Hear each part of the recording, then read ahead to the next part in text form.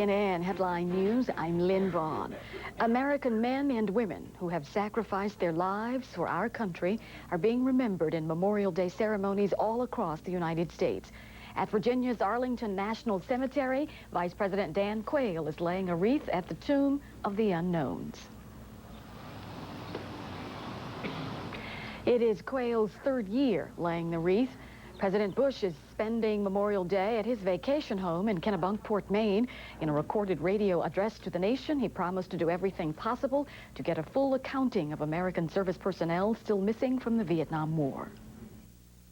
So then we who are left must nurture the sacred memories of those who paid the ultimate price. We must renew our commitment to accounting for those whose fate is still unknown, and we must let their sacrifices give meaning and purpose to our nation's future. Because they fought, we have freedoms many all too often take for granted. And because of their sacrifice, our children can sleep soundly without the threat of nuclear war hanging over their heads.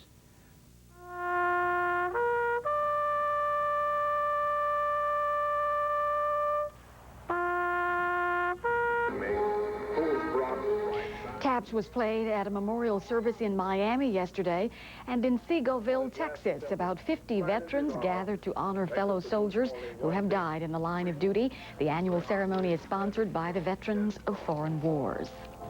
Officials in Washington are expecting large crowds at the Vietnam Veterans Memorial. Over the years, many people have left mementos at the large granite wall.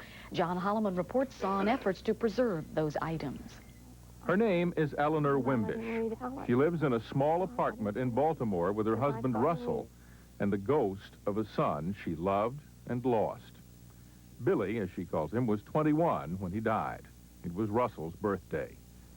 She estimates she's written 40 letters to him since that day 23 years ago.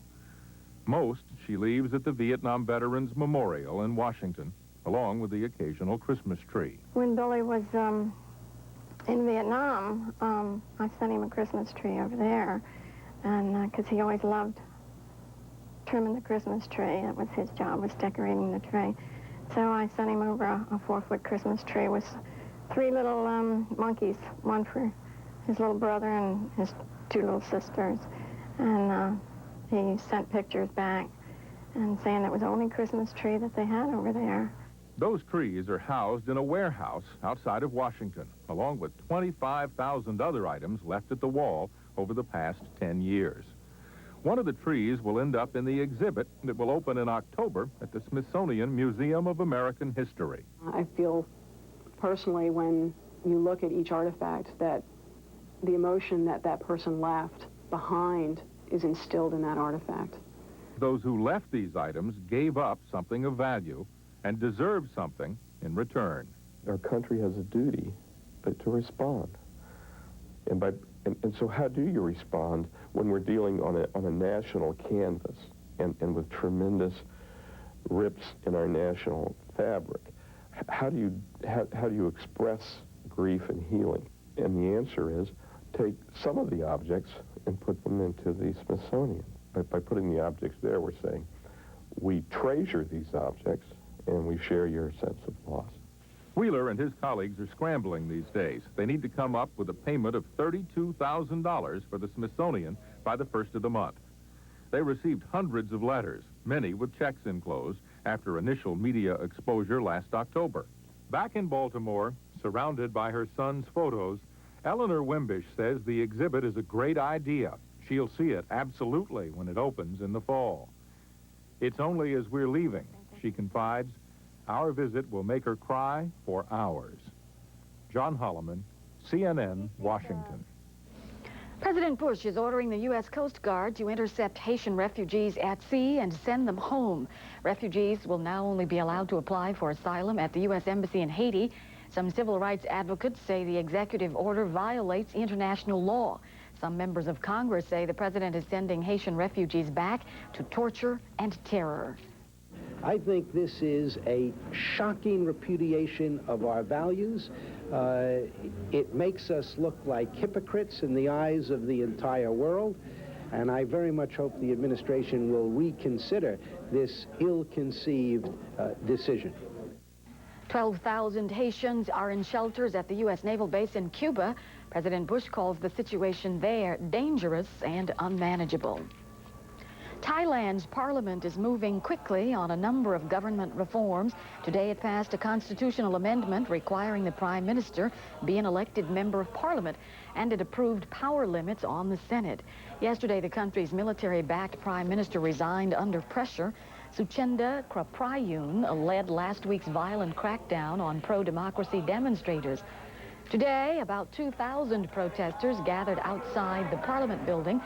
They are demanding Kraprayun and his military aides stand trial for the murders of 40 democracy demonstrators. For the fourth time in 5 days, Israel has attacked Shiite Muslim guerrilla bases in southern Lebanon. Israel says its planes retaliated for earlier Hezbollah attacks by bombing area strongholds.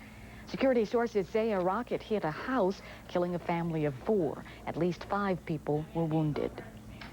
A surge of violence in Israel's occupied Gaza Strip.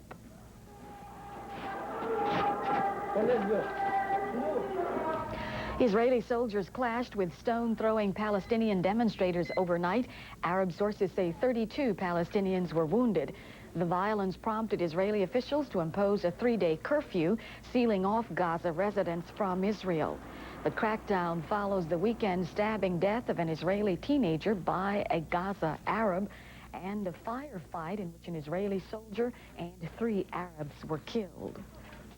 Muslim forces have halted the pullout of Yugoslav army troops from the capital of Bosnia-Herzegovina. The Muslims claim the army broke its pledge to leave weapons behind as it evacuates Sarajevo.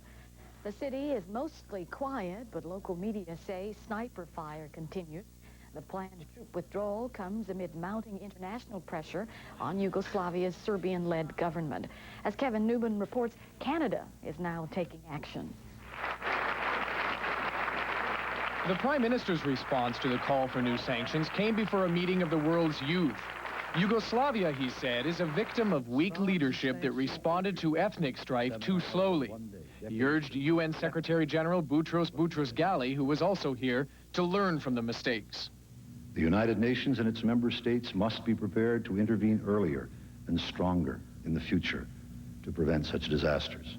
Turning to what can be done now, Mulrooney